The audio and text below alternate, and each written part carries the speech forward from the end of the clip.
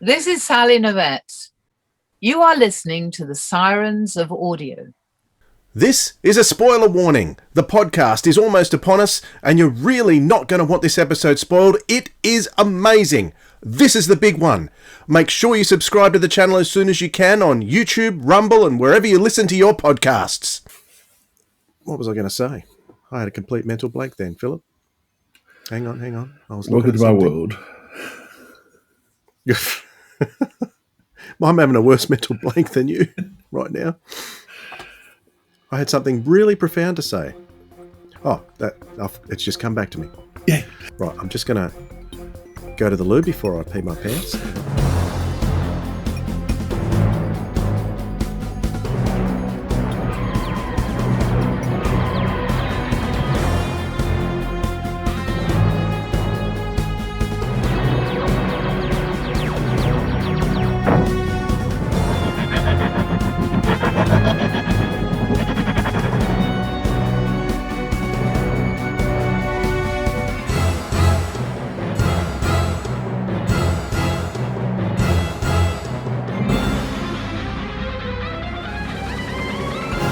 G'day audiophiles, this is the Sirens of Audio, the show that explores the universe of Doctor Who and other cult TV in the audio medium. I'm Dwayne. And I'm Philip. G'day Dwayne, g'day audiophiles. Philip, it's good to see you. How you doing? Good to see you too. You're sounding very ochre today. Am I? You are. Yeah, no worries. Yeah, well, there's an opening potentially for a new Doctor on television, and I want the first Aussie Bogan Doctor Who, so I'm just putting it out there.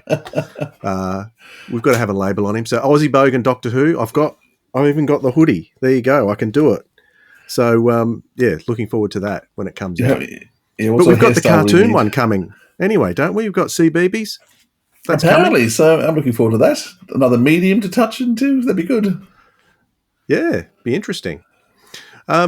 We had it with Star Trek, but I guess Star Trek was aiming for the same audience that the TV series was going for, do you think? Or were they going for a younger audience, do you reckon? I think there was a younger audience, the cartoon. Okay.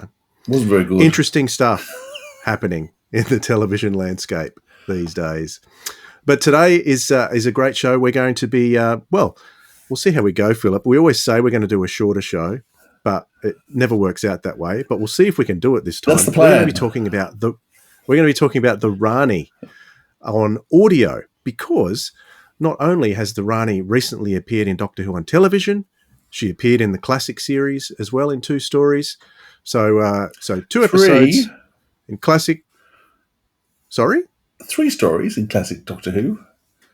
3? Don't you discredit Dimensions in Time. That's still canon. Okay. I've heard that that's now canon. I'm not counting that. Okay. 2/3 stories in classic, 2 episodes, 2 full episodes. Well, 1.5 episodes in Disney Who. And there's been a couple of Big Finish audios too that we're going to talk about. There's also been an earlier one that Kato Mara appeared in for BBV years ago. I don't know if you've ever heard that one, but I might mention that as we go through.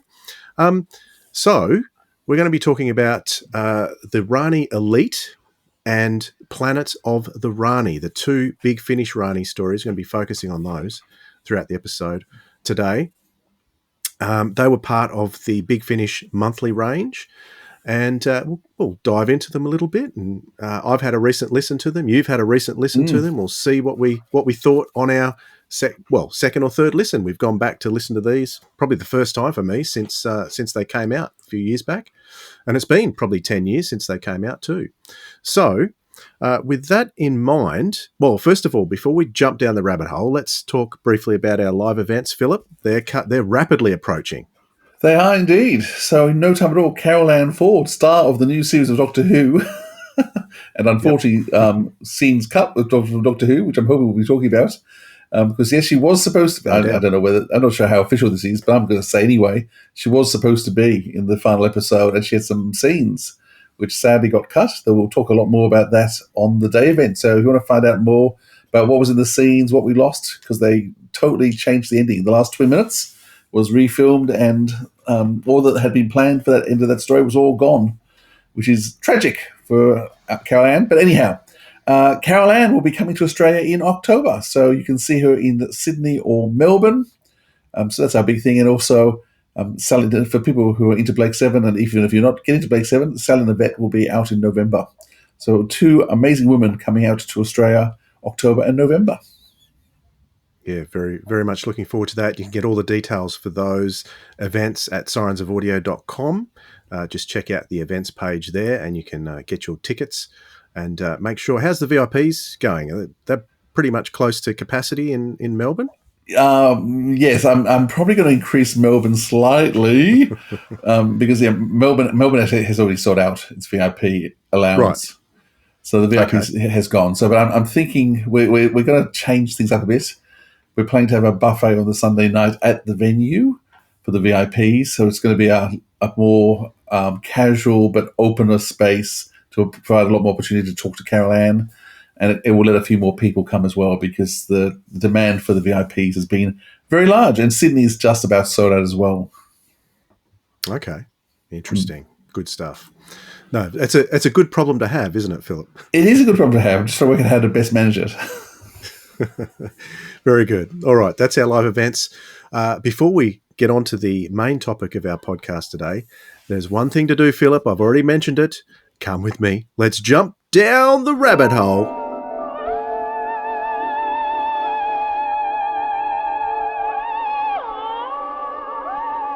Okay, Philip, we are down the rabbit hole. And since this episode is mostly about the Rani, I want to ask you a question. You would have to admit that on television, the Rani hasn't had the greatest of stories.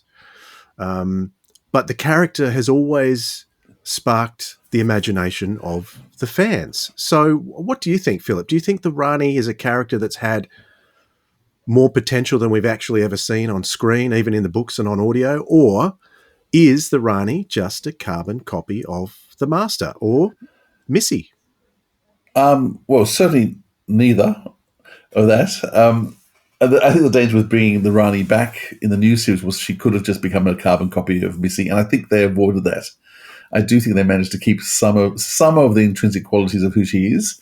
The audios did it better, no surprises there, but I think they managed to maintain a lot of who she was in the new series. So she's not Missy. In terms of the Master, no, she's not the Master either. The Master is evil and just has wicked plans and does evil things. The Rani's not evil. She's immoral, and she's all about the science and about the learning without caring about other people. So I think that because she's got a slightly... So do you mean amoral rather than immoral? Oh, amoral. That's the word. Thank you. That's better. Amoral. Yes. Yeah. So Masters would be immoral.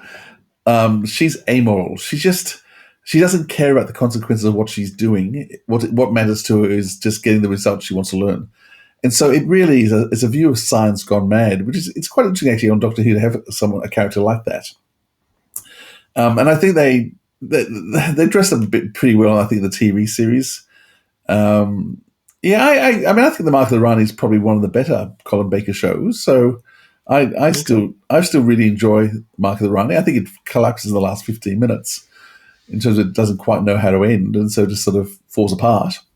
But up until that point, I think it's quite involved and intriguing and interesting, and I think the Rani and Anthony Ainley play off each other actually really well, which is nice. And I think Colin Baker, who's such a big figure, plays nicely off as well. And time in the Rani, I still don't mind. I mean, it's got some awful moments, but I still think it's got some really strong moments as well. And I think once again, the Rani playing up to Mel and dressing like her and pretending to be her is just very, very funny. And is it camped up over the top? Yes, it definitely is just such an over the top performance. But I think it works in that sort of context. And so I don't mind Time of the Running. And I still think Dimensions in Time is a lot of fun. And yes, it's shocking. But I always considered it canon anyway. It never occurred to me that it wasn't canon. But they're definitely in the new series where they put some images of that into the show. Kate O'Mara, I think two things that make it work. Kate O'Mara, I think Kate is just an amazing performer, and she's stunning to look at, intriguing to look at. She's an intriguing and interesting, beautiful woman, but intriguing how she looks. And of course, she went on a big stardom, I think, with Dynasty. And even though she'd been very well known already in the UK, I think Dynasty for our American listeners, really drove her to new heights. So when she came back, that sort of big name and star, she just has star power, and it always feels like she's got star power. And I think the other thing that makes the Rani work so well is it's the first female Time Lord. And yes, we've had Thalia, and Flavia, but they were sort of wishy-washy, nothing. So suddenly we have a strong female Time Lord, and I think that just impressed people. And Doctor Who took a long time to start, reaching out and recognizing different sorts of characters. And you have seasons of just Sarah Jane Smith being the only female in a story. So when they start to explore sort of female strong characters, I think it works really well for that reason. And Kate O'Mara is just spectacular. Why do you think she's so well known and popular, Dwayne? You must have an opinion. You've thought about it more than I have. Well, I think Kate O'Mara is great in the role as the character. I love her both in Mark of the Rani and Time of the Rani. They're quite different performances, I feel. Perhaps because when she's in disguise, she's doing different things. So in Mark of the Rani, she's just disguised as an unknown person. In Time of the Rani, for half the story, she's disguised as Mel, which makes it intriguing. But then she gets into this pretty cool campy late 80s costume at the end, which is really stereotypical of the time, I think, but still really cool. I never liked Mark of the Rani as next to the rest of season 22, but I've come to appreciate it more and more over the years, and I have a great fondness for it now. As far as the Rani goes now, I think Archie Punjabi, I think that's her name. Yep. I think she was perfectly cast as the Rani. I think she looked great. She sounded great. I'm not a huge fan of the bioregeneration, so I thought even Anita Dobson was interesting as the Rani. I would have liked to have seen Anita Dobson as the Rani, but she sort of took a back seat when Archie came out. For the rest of the time when she was the Rani, she was kind of subservient to that Rani. But I think there was as much of a non-fan as I am of Disney Who, I really liked the look of Archie as this latest Rani. I thought it was superb, and it actually got me looking to a bit more of the episode than some of the other episodes because of her alone. So yeah, I think just a shame that she was done away with so quickly. Oh yeah, ridiculous. But the nods to Kate O'Mara in terms of the colour of the costume and the hairstyle, yes. And there's some lovely nods and respect of what had come before, while still owning it for themselves. And that to me is always the strength of regenerations, is that you should be able to see the previous Doctors or Masters or Ranis in the performance. And to me, that's probably the issue I've had the most with the last couple of Doctors, is that we've actually lost the doctorness of what the essence of the Doctor. I think has been lost a bit in the last couple of regenerations, where you can very strongly see it through different bylines. I said, and I don't think the issue wasn't Jodie was a woman, because I have no issues with the Doctor being a woman, but I do think somewhere along the line she lost some of the key moments of what the Doctor was and should be. And actually, from what I gather, both Jodie and Ncuti, part of the issue was neither of them decided to go back and look at previous Doctors. They didn't want to know what other Doctors had done. They just wanted to rely on the scripts they were given.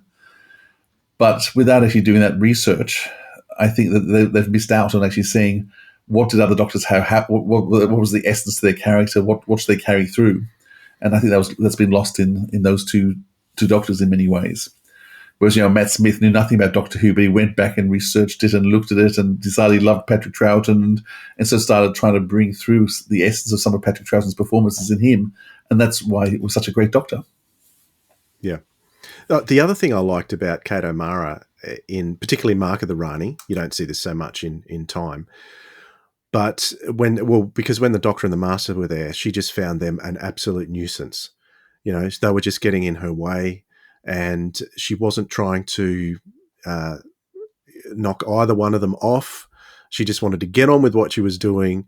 But these two were just, were just an annoyance to her. And I thought that was a part of the Rani's character that should flow through all of that. That's part of her amorality, I suppose. Yeah, I guess as it compared to the Master's a psychopath. She's a sociopath, maybe. I don't know. Yeah. The Rani successfully for hundreds of years been going to Earth, doing what she needed to do, just disappearing, not causing a fuss, not causing much of an issue. And, okay, so people are losing some sleep and getting cranky and having a few, riots. But she was coming and going throughout all of history without the Doctor even realizing she was there. And then the Master turns up and mucks the whole thing up in one go with his stupid plans.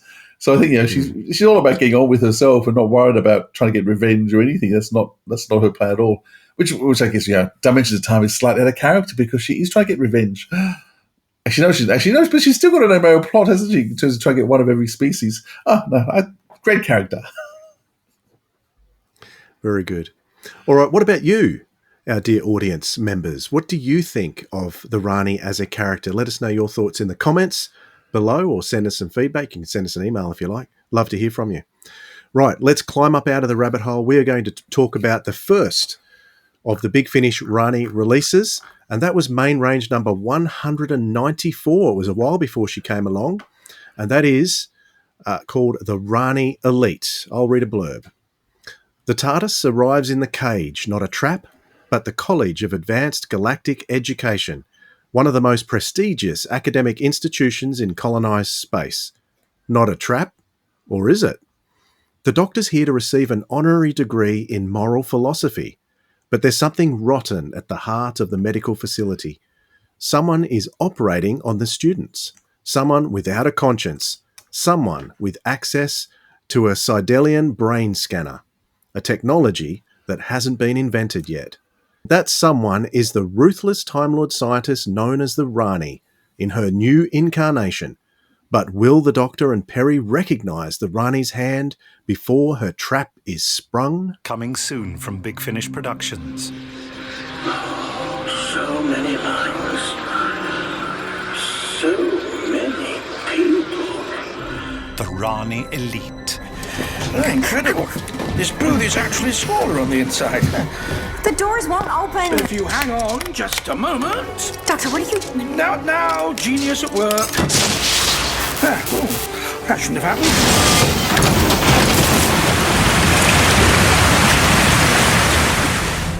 I have to say, you've been rather a disappointment. But very soon, this will all be over for you. Thank you for the gun, Doctor. Peri? But that's just it.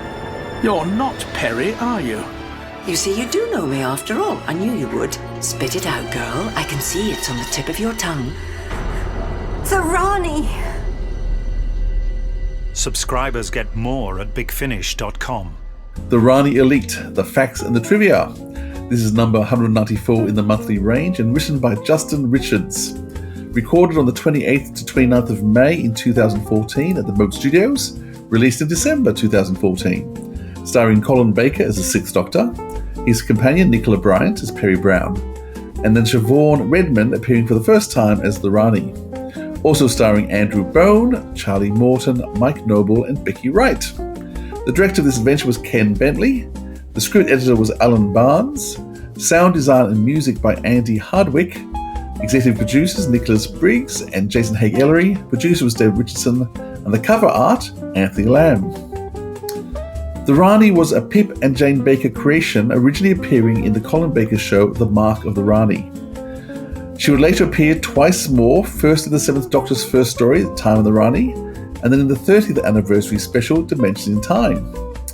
Rani means king or ruler in Hindu. I think it's Hindu. Big Finish had been in discussion with Kate O'Mara to bring the Rani back, and Kate was very keen to come back. Unfortunately, she was also very sick with cancer and realised that she wasn't going to survive to be able to make the stories that had been written for her. And in March 2014, 2 months before this first story was recorded, she passed away through cancer at age 74. When she was ill, though, and knowing she was dying and she'd been talking with Big Finish, she said to them, though, that she still wanted the stories to be written and she wanted them to be produced. So she encouraged them to recast the Rani and to still tell the Rani stories. And she had become a real big fan of the fans and wanted to support the fans in what they were doing. So cast as the Rani was Siobhan Redmond, who was born in Scotland in 1959. The Rani Elite is the first Big Finish audio drama to feature the Rani, expanding her presence in the Doctor Who universe beyond television. Leaving the Rani imprisoned at the end of the story mirrors the Third Doctor and the Master in the story of the Demons, and will be picked up again in a very similar way. And that's some of the facts and the trivia. We'll talk about more as we go. Thank you, Philip. Now, it's certainly a shame Kate O'Mara wasn't able to do this. It would have been great to hear what she would have done with this. But as always, Big Finish adapts to these things, and they adapted very well. Siobhan Redmond, I think, was fantastic as the Rani. Very different to Kate O'Mara, distinctively different, I thought. And this is one of the rare occasions where a villain sort of meets the Doctor out of timeline. So we got that more when Riversong came along, but this is one of those occasions where it's the future Rani meeting an earlier incarnation of the Doctor in her timeline after Time in the Rani, but before the Sixth Doctor regenerates in Time in the Rani. So yeah, and it's actually a lovely little scene because she sort of says, "I was expecting the little Scottish one," or whatever she says, and because it's almost like he says, I don't think he does say spoilers. But it's almost he stops her because he mustn't know his future either. And so there was a little fun little interplay there, which was just a charming little scene, which I hadn't remembered from the first time I listened to it. Yeah. So this is also part of, this is 194 in the monthly range. So it was a very, very busy time in the monthly range. These trilogies were really dense, jam-packed. This was the older Peri trilogy. So it had started the story previously with the Widow's Assassin. So Peri, post-marriage to Yakanos, had started travelling with the Sixth Doctor again. So this is the second story in that set. The next one will be called Shield of the Jotun, I think. Is this the Peri who'd been married to Yakanos, or was this the Peri who appeared in the Pescatons, who'd gone back to Earth? It's the one that's married to Yakanos. Oh, okay. Yakanos. Okay. Yeah. And as you said, I haven't listened to this for 10 years. Until I listened again. Because the Widow's Assassin was her as Yakanos' widow. Okay. In that story. I've forgotten that. I need to go back and listen to the whole trilogy because I really enjoyed this so much more than I was expecting to. And so with that in mind, you can hear Peri being much older. She's much more playing her own age in this. So it would have been easier for Peri and probably refreshing for a change, not have to pitch her voice up all the time to do the really young Peri. So I found that really interesting.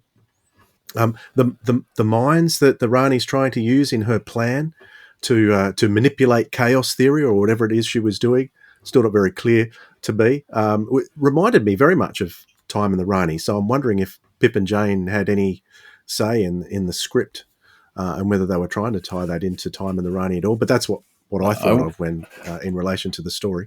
No, I mean, I wouldn't think so. I mean, the thing about Big Finish and people, writers like Justin Richards, is they would have examined the material that came beforehand and actually paid attention to it and deliberately tried to say, well, what elements of this character do we like? What elements for the plot do we like? And writing the character to actually still be consistent.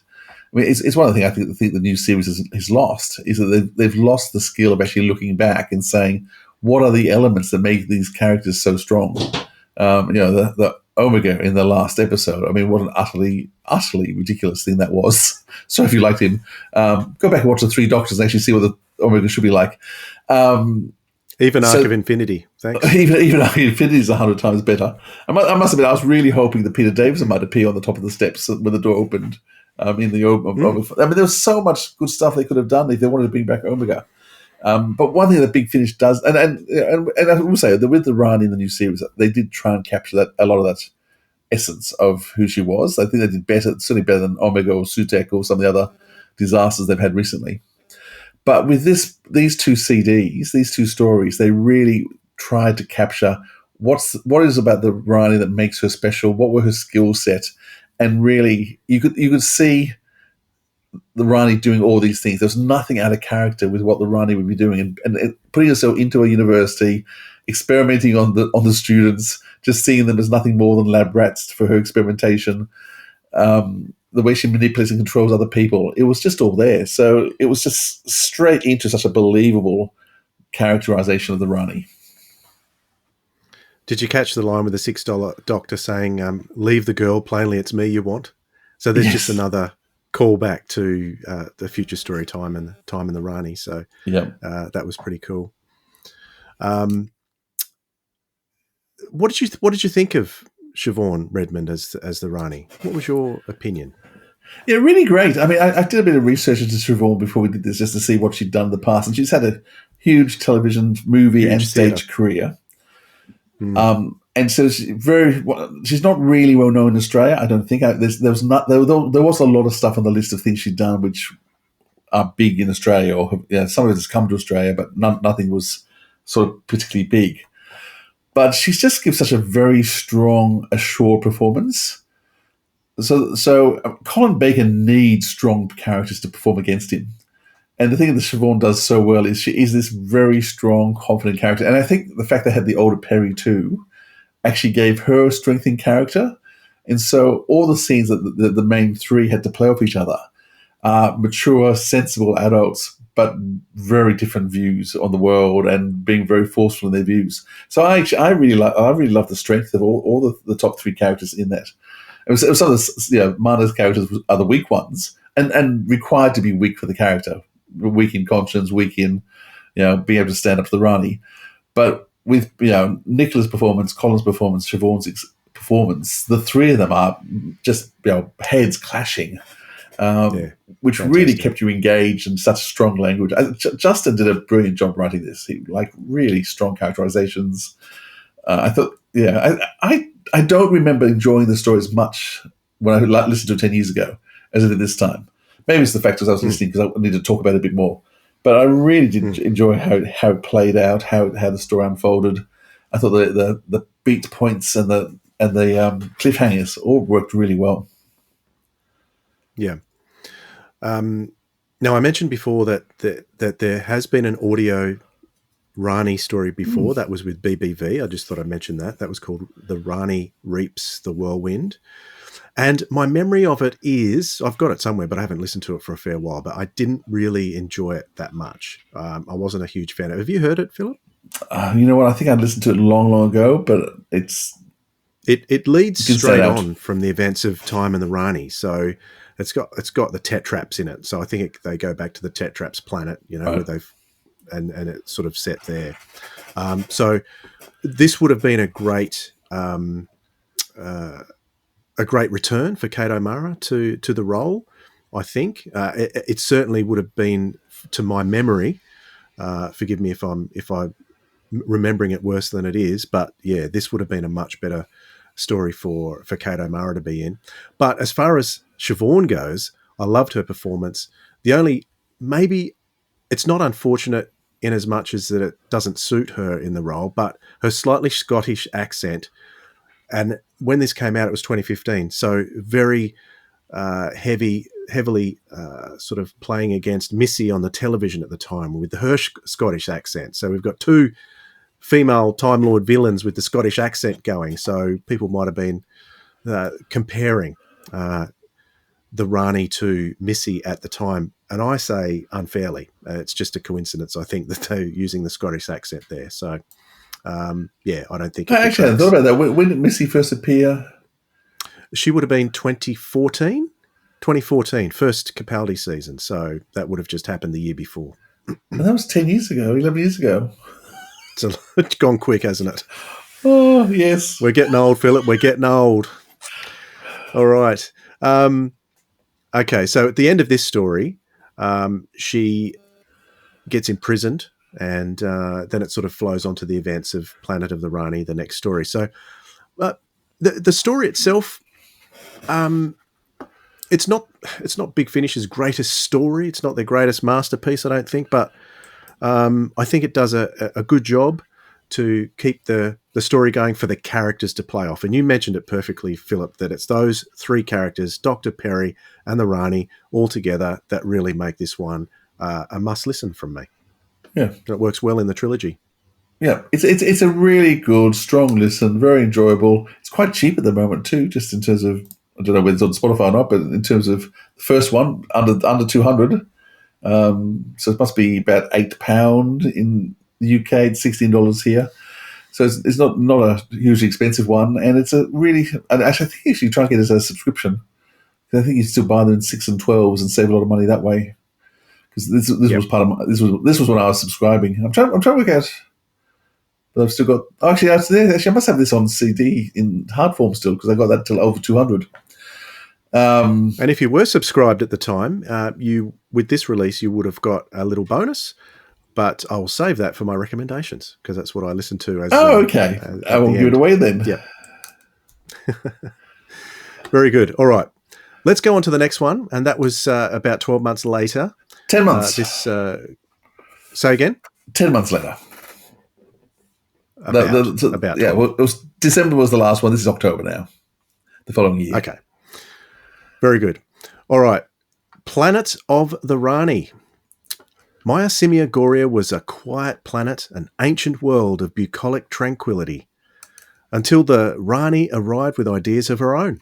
She planned to create a race of new gods that she should keep on her leash. But those plans went horribly wrong. Now she languishes in the high security of the Teka Aurora Penitentiary, consigned there by her arch enemy and old student colleague, the Doctor. But the Rani, always resourceful, ever calculating, knows things about the Doctor's past that he would rather forget. She wants revenge, even if it takes 100 years, and then she has other unfinished business. The ruins of Maya Simia Goria await. Coming soon from Big Finish Productions, Doctor Who, Planet of the Rani. She's a tyrant. But she's a prisoner here, yes? Death to the Rani on the walls. Well, someone's been having a riot. Well, she is still here. Not out on the loose, causing your own inimitable brand of mayhem across the galaxy. And that woman, she was there. The Rani. Next you'll be telling me she's completely reformed. Where is she? What are you doing here? Where's the Doctor? I insist you take us to him now. No. And the Rani, wherever she is. Surely you haven't let her go. Don't fret, Doctor. I'm still here. Big Finish. We love stories. Planet of the Rani, the facts and the trivia. Number 205 in the monthly adventure range, written by Mark Platt. Released October 2015 and recorded at the Moat Studios. Starring Colin Baker, still as the Sixth Doctor, but this time accompanied by his new companion, Constance Clarke, played by Miranda Rae. Once again starring Siobhan Redmond as the Rani, but also starring many Big Finish stalwarts, Timothy Bentinck, James Joyce, Olivia Pulle, and then Chris Porter and Dominic Thorburn.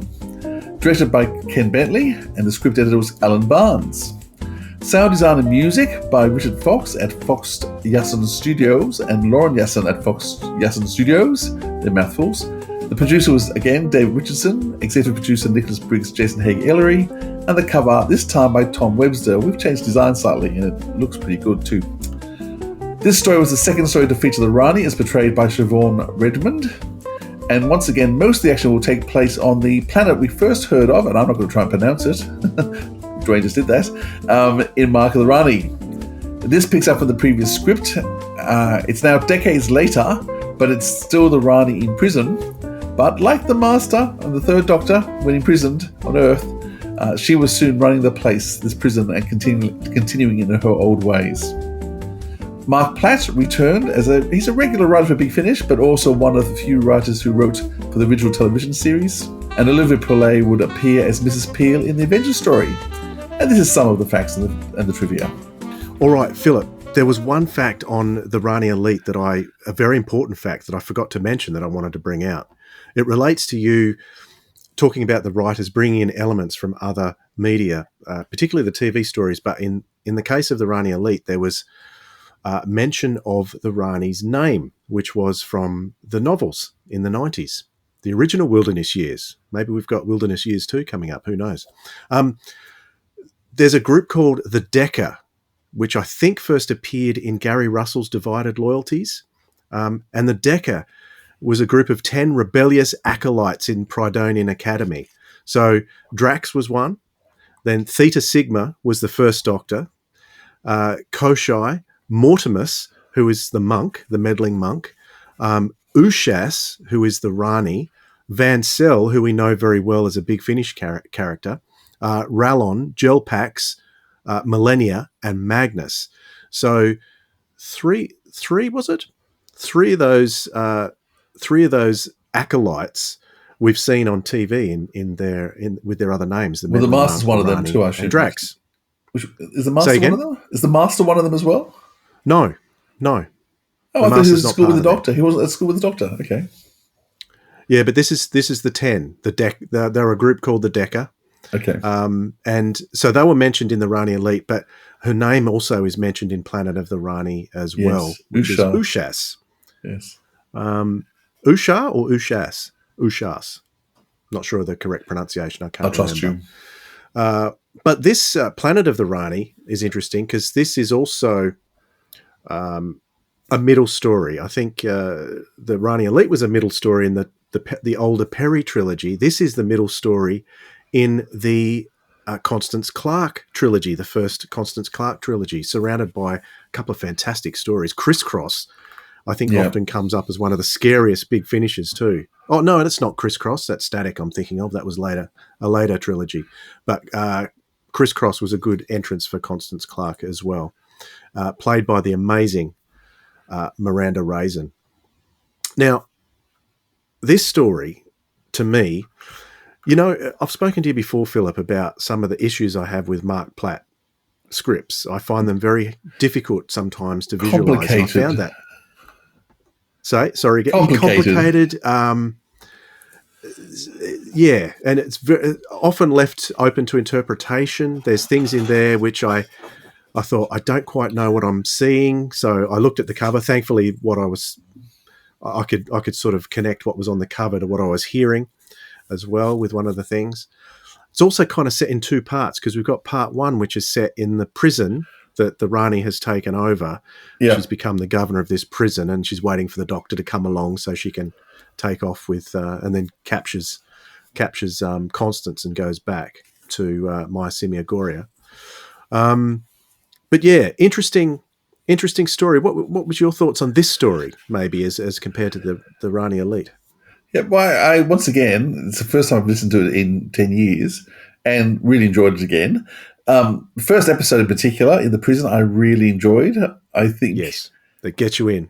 Yes, so I was really caught up very well. In fact, I probably would have liked 2 episodes in the prison before we went to her planet. So I guess it's called Planet of the Rani, so I guess the bulk of it had to be set there.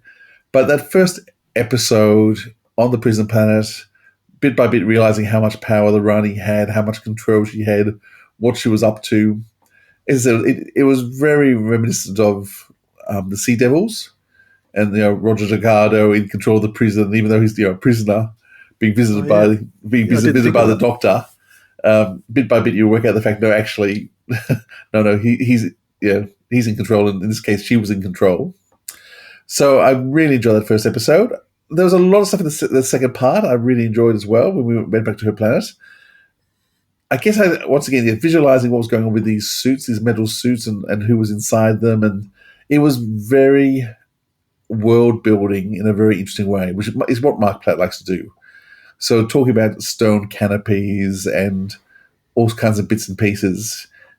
I think I was actually driving while I was listening to this, so I was actually able to really take time to try and think through and visualize what Mark was saying, because he certainly creates a very intriguing world, but you do have to work for it because it's not. He always does. Yeah, he nearly always does. So it's not straightforward, and there was a lot of very interesting concepts with the frozen people and as the stone canopy that they were walking across and the bugs underneath, and it was an intriguing and big world he created here, which is what he always does. Yeah. I found some of the sound design a little bit irritating. The cockroaches, the vocals on that. I know what it was trying to do, but I just found it difficult to hear. And it wasn't until after I'd been listening for a while I went, I wonder if these things are on the cover so I can see them a bit better. And once I saw them on the cover, they're there in one corner of the cover. Yeah. It doesn't. On first glance, you can't see it, but on the top right corner, you get to see the artist's impression of the cockroaches. So that kind of helped me a little bit. Plus, I'm far better these days listening to things with my headphones, and I listened to some of this today while I was driving in the car, and I missed a lot. I find that the ambient noise around me detracts a lot from audio drama these days. So never do that with a Mark Platt script, Dwayne. You should know better than that. So that was I don't know. Does Mark write too complex for? Well, people still don't understand Ghostlight, however many years later. And is he more of a novel writer? Should he be writing novels rather than stuff that's restricted to a shorter time limit? He's just so complex. It's all there. Yeah. Everything's there, but you just have to, like you said, you've got to work really hard to get everything out of it.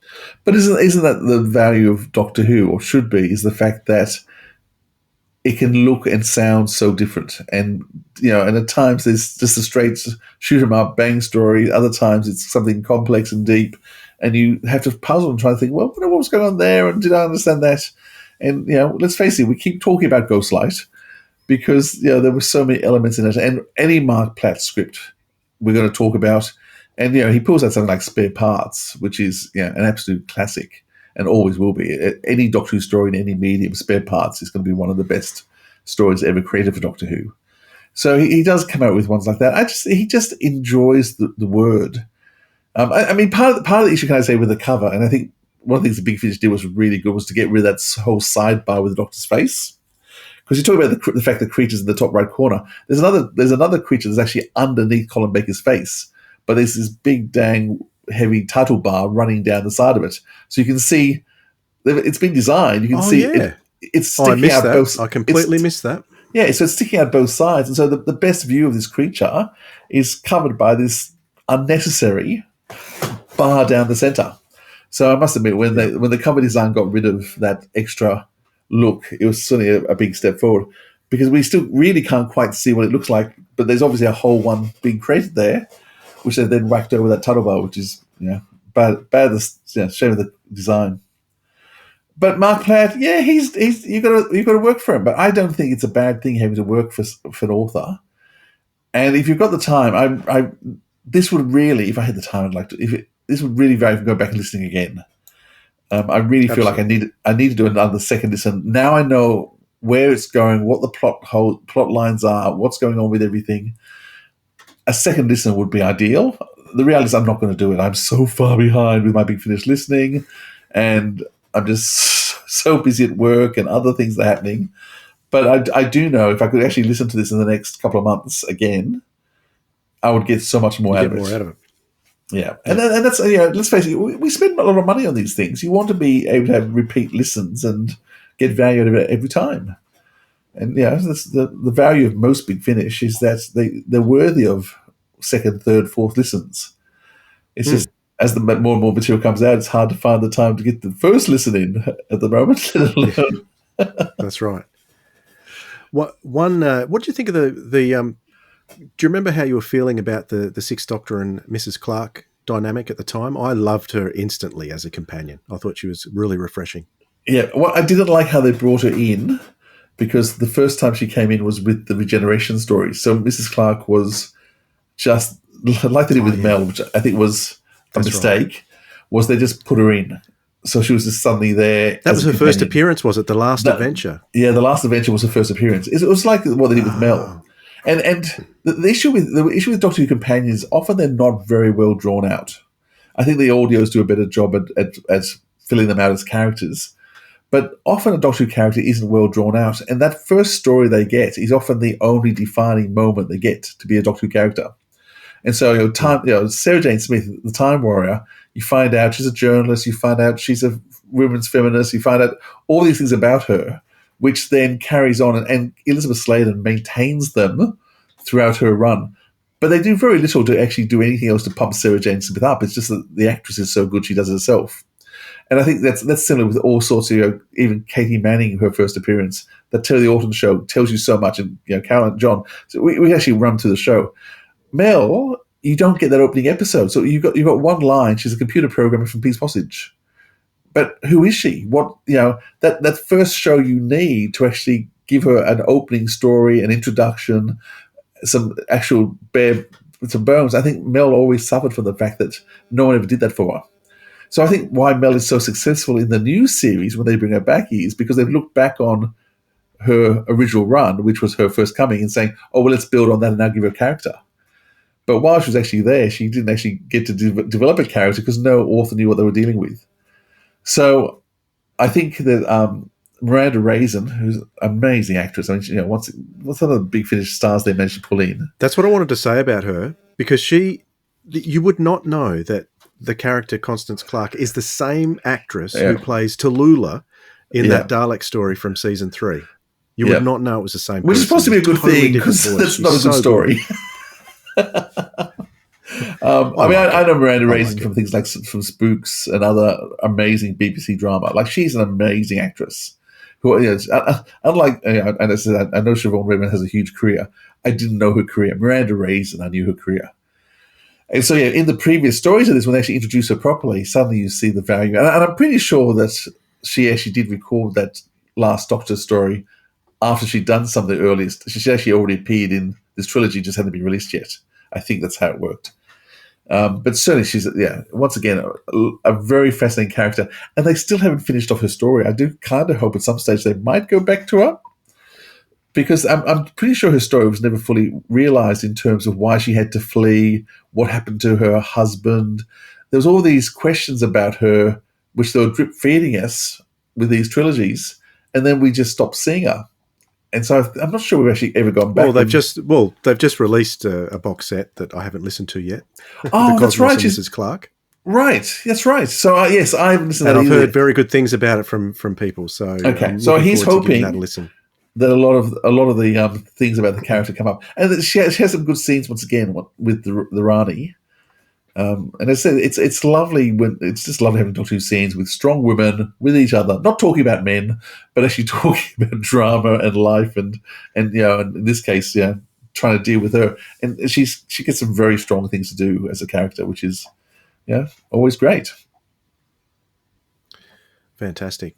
The other cast is good too, regular cast. So Olivia Pulle, James Joyce. Olivia Pulle, what else has she done? Was she Avalon in the Blake 7? Yes, Avalon in the Blake 7 as well. She played Avalon? Yep. Yep. And Mrs. Tim Peel Bentinck as well. Speaking of Blake 7, I had to do a double take because Tim Bentinck sounded to me like Paul Darrow. I thought, is Paul Darrow in this? But no, it was just Tim doing one of his various voices. Yeah, he could definitely do a Paul Darrow if they needed him. Yep, absolutely. Wonder if I'll ever think of that. Yeah. If they do, you heard it here first. Sirens of Audio. Now, was there anything I missed off Planet of the Rani? I'm sure there is, but just as, great adventure, once again, well worth getting. More expensive, though, because it's over number 200. They haven't dropped the price on this one. Well, they have dropped the price. That's right. But not as much as they've dropped the before 200s. But getting some subscriptions worth getting. So for those who've seen the Rani in perhaps just the Disney stories, the Disney Who stories only, would you recommend they go back and get a taste of the Rani on audio? Yeah. I mean, I think this is much better Rani than they got on television, as much as I think Archie did an amazing job for the little bit that she's in it. If you want really a good, strong dose of what the Rani could do and where she could have developed from and what they could have, the range of which the Rani is possible of, these two stories give you a much better view of the Rani. And, it's really worth bringing it back. It is sad we didn't get Ken O'Mara playing it. I think Kate would have loved it. Kate always talked about how much she loved her time on Doctor Who and she loved the Rani. And when Big Finish offered it to her, she jumped at the chance to come back, and they were quickly writing the stories. It's just tragic that she didn't quite live long enough to make them. Yep. And they didn't do many more than those. I've heard, I'm not sure of the detail, maybe someone else knows and can drop it in the comments, that I've heard that there was some rights issues with using the Rani beyond this. I believe that the Pip and Jane Baker estate wanted a great deal more than the Big Finish could justify. So I think that was something to do with why the Rani wasn't used again. So, but yeah, these two stories, fantastic stuff. I recommend you go and give them a listen. Indeed. As soon as you can. Right. Let's leave our episode at that today. I'll tell you about next week's episode in a moment. But before we do, Philip, my list here is saying that it's your turn to give us your recommendation for the week. Okay, I'm going to give you two. I'm going to recommend a podcast. There's a podcast. It's called The 500 Year Diary. It's by the same guys who put out Flight Through Entirety, and the 500 Year Diary. They're avoiding. Not avoiding. They're holding back from doing the final. They've done every episode from the very beginning, but they stopped before the Jodie series because they feel like they need a bit of space before they talk about Jodie. So what they're doing is they're doing different little sets of stories. At the moment, they're doing the sequels. So they did the Dalek invasion of Earth because it's the second time the Daleks came back. The moon base for the Cybermen. They did Warriors Deep for the Sea Devils, the Silurians. So they're doing the second showing of characters. Web of Fear?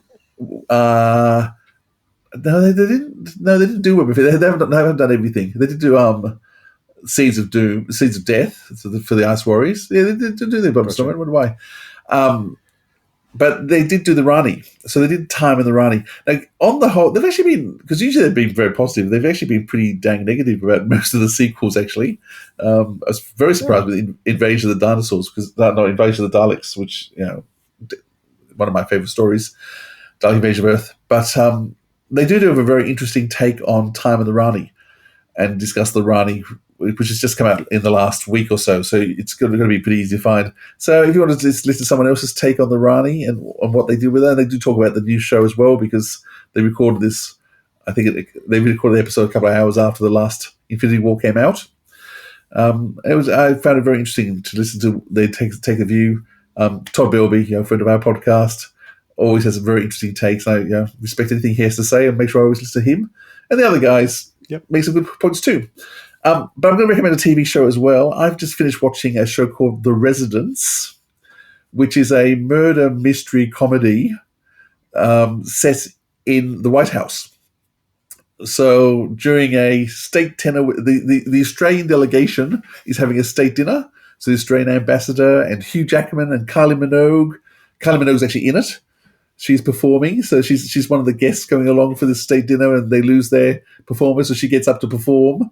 And Kylie Minogue is hilarious. Like, she's very funny. So there's lots of Australians in it, but the usher. I don't know, is he called the usher? I forget what he's called. The person who looks after all the staff is murdered anyhow. And for 6 episodes, they bring in a private detective who basically keeps everyone locked into the residence, interviewing people. And it is very funny, but it's also very cleverly done. The editing is amazing. There's some amazing visual shots. There's an amazing shot where they track all the way through the White House, all through the residence, all through the different rooms in one very fast shot. There's other shots from a bird's eye view, because it's literally a bird looking down at the White House and flying around all the grounds of the White House. Beautiful. So it's beautifully filmed, amazingly acted. There's a lot of very laugh-out moments, but there's also suspense in there in terms of just trying to puzzle out who the murderer is. The detective is a female private eye, and she is hilarious, but just so bland, and just the way she treats everyone around her is just very funny. There's lots of timey-wimey stuff because there's stuff happening, in the future, because there's a Senate inquiry for what happened 6 months beforehand, and so people are being interviewed about what happened. Then you go back and see it happen. An amazing piece of television that I think anyone would love. I hope I've probably oversold that now.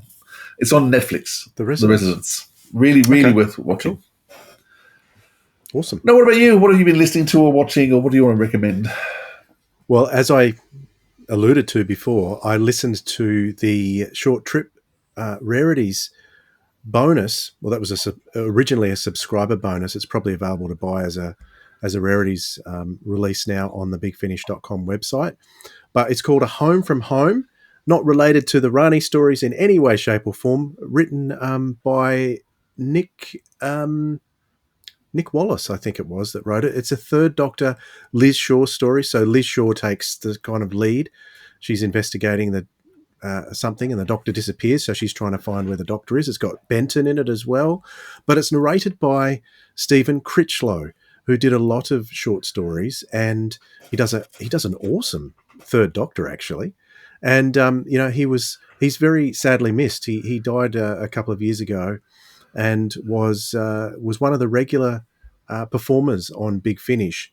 And it got me thinking about all those performers who have had the opportunity to come back to Big Finish, especially the ones, not just like Stephen Critchlow, who's just an amazing actor but was never in the TV series, but all those who were in the TV series who Big Finish were able to get back. Elizabeth Sladen, Mary Tam, Deborah Watling, William Russell, all those who have been able to come back and put an extra stamp on their time in Doctor Who through by means of Big Finish. It's a wonderful thing that they've done over these years, and it just got me thinking about that. But also reminding me that Stephen Critchlow is amazing. It's only a 20-minute short trip, so if you get it, it doesn't take long to get through.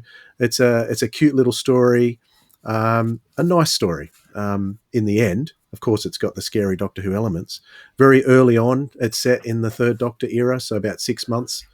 Liz Shaw has been there with Unit, so yeah, very early on. Not that she was there for long anyway, was she? Only not long enough. One season, but yeah, that's my recommendation for today. Excellent.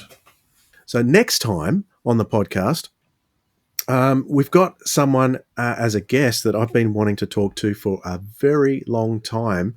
Someone whose work with Big Finish I have really appreciated. He still occasionally does work for them. He was one of the regulars of the Big Finish family in the early days, and that is Ian Brooker. So one of the voice actors who's worked on many Big Finishes over the years, particularly the early ones. We're going to be taking a closer look at the 8th Doctor story, Embrace the Darkness, which was one of his very first ones, if not the first, I can't remember. But we'll take a closer look at that and have a chat with him about his life and career and his Doctor Who fandom, which is what got him into Big Finish in the first place. So it was a fascinating chat with Ian, and I'm very, very happy that we had that. Looking forward to sharing it with you all. Very good. So, Philip, been wonderful being in your company. And as always, in your company, and I think we went over the 30-minute mark, though. Just. All right. Thank you, Philip. We will catch you all next time. Bye, everyone. This has been The Sirens of Audio, the Rani, written properly on audio, taking a closer look at the Rani Elite and Planet of the Rani, with your hosts Philip Edney and Dwayne Bunny. Theme music by Joe Kramer. Catch up with all the latest info, including news on our live events at sirensofaudio.com. Got some feedback? Send your email to sirensofaudio@gmail.com or find us on all our social media at Audio Sirens. Thanks for listening, audiophiles. We'll hear you next time.